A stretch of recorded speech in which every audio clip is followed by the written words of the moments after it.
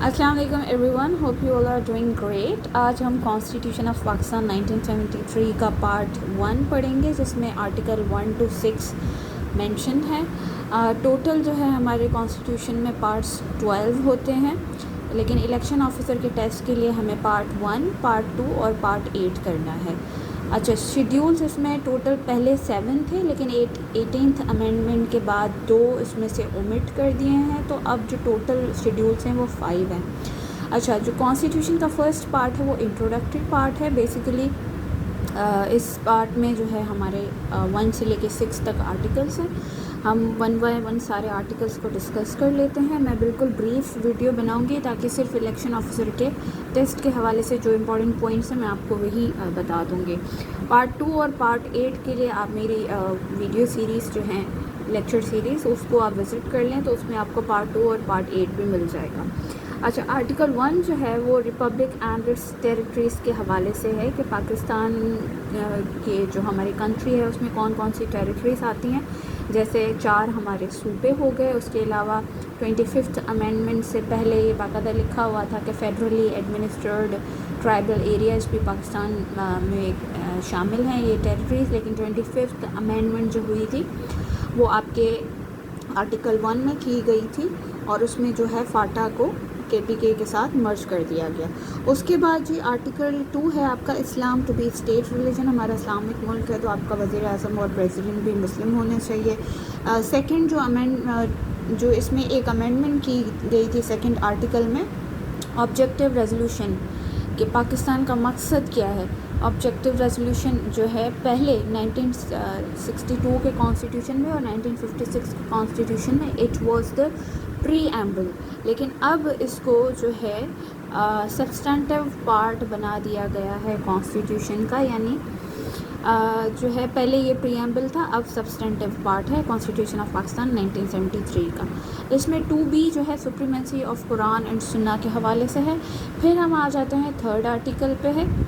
Third article जो है आपका एलिमिनेशन ऑफ एक्सप्लॉइटेशन, यानी आप किसी का हक नहीं खाएंगे, किसी के साथ इस्तेहसाल मुलविस ना होना, या इस तरह की सारी एक्टिविटीज़ से आपने गुरेज करना है। फिर फोर्थ जो है dealt in accordance with law और ड्यू प्रोसेस ऑफ लॉ। इसका मतलब ये है कि आपने किसी शख्स का खून नहीं करना या उसके साथ कोई क्रिमिनल एक्ट नहीं करना, और अगर आप किसी की जान नहीं ले सकते, आप अगर किसी की जान अगर ली जा सकती है तो वो ड्यू प्रोसेस ऑफ लॉ के थ्रू, यानी अगर किसी ने कोई क्राइम किया है तो प्रॉपर जो है क्रिमिनल ट्रायल होगा, क्रिमिनल कोर्ट में प्रॉपर जो आपका इन्वेस्टिगेशन होगी, ट्रायल होगा, एविडेंसेस आएंगे, गवाहियाँ दी जाएंगी, सारा जैसे ऑर्डर पास होता है, पूरा एक प्रोसेस है।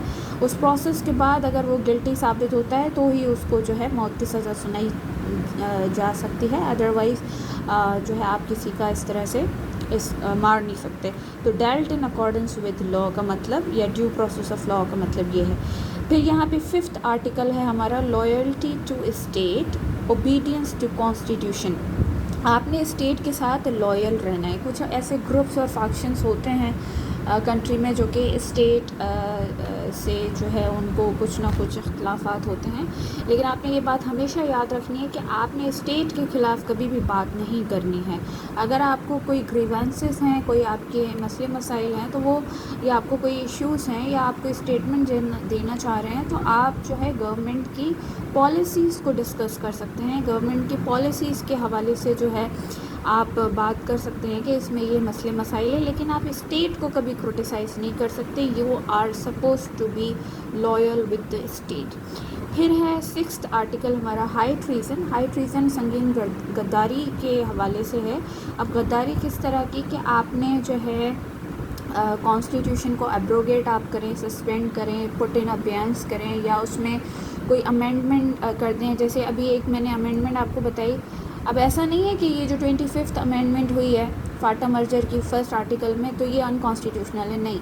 अमेंडमेंट इस तरह से मतलब कि अगर अनकॉन्स्टिट्यूशनल गैर कानूनी तरीके से आप जो है कॉन्स्टिट्यूशन में कोई तब्दीली करते हैं तो उस पर हाई ट्रीज़न का आर्टिकल लगता है। उसके अलावा आप जो है बेसिक स्ट्रक्चर अपनी कंट्री में जो आपकी गवर्नमेंट है, जैसे अभी पार्लियामेंट्री फॉर्म ऑफ गवर्नमेंट है, तो उसका बेसिक स्ट्रक्चर आप चेंज करते हैं, यानी पार्लियामेंट्री से उसको प्रेसिडेंशियल फॉर्म ऑफ गवर्नमेंट में کنورٹ کرتے ہیں یا پھر ایمرجنسی لگا دیں. اب دیکھیں ایمرجنسی لگانے کا جو ہے اس میں سیکشن جو ایک پارٹ موجود ہے آپ کے کانسٹیٹیوشن میں, لیکن اس میں ایمرجنسی لگانے میں جو ہے آپ کے کچھ ٹائم کے لیے جو فنڈامنٹل رائٹس ہیں ان کو بھی خارج کیا جا سکتا ہے, لیکن وہ پاور پریزیڈنٹ کے پاس ہے. کوئی بھی ایکس وائی زیڈ آ کے جو ہے ایمرجنسی نہیں لگا سکتا. ٹھیک ہو گیا. تو یہ 6 آرٹیکلس تھے. Republic and its territory article number 1, Islam to be state religion article number 2, amendment جو اس میں ہوئی تھی آبجیکٹو ریزولوشن کے حوالے سے وہ آپ نے یاد رکھنی ہے, 2B میں سپریمنسی آف قرآن اینڈ سنت. پھر 3rd article elimination of exploitation, 4th ہے dealt in accordance with law, 5th ہے loyalty to state, obedience to constitution, and 6th ہے ہائی ٹریزن, سنگین گرداری, جس میں سزائے موت دی جاتی ہے آپ کا جرم ثابت ہونے پہ. So this was all for today. Second part ہم ڈسکس کریں گے اس کا, وہ فنڈامنٹل رائٹس کے حوالے سے ہے 8 to 28, اور پرنسپلس آف پالیسی کے حوالے سے ہے 29 to 40 آرٹیکل. یہ امپورٹنٹ ہے. 7th جو آپ کا آرٹیکل ہے اس میں اسٹیٹ کی ڈیفینیشن ہوتی ہے, تو یہ جو ہے ہم نیکسٹ لیکچر میں ڈسکس کریں گے. ٹل دین اللہ حافظ, take care. If you have any questions آپ لوگ کمنٹ میں ڈراپ کر سکتے ہیں.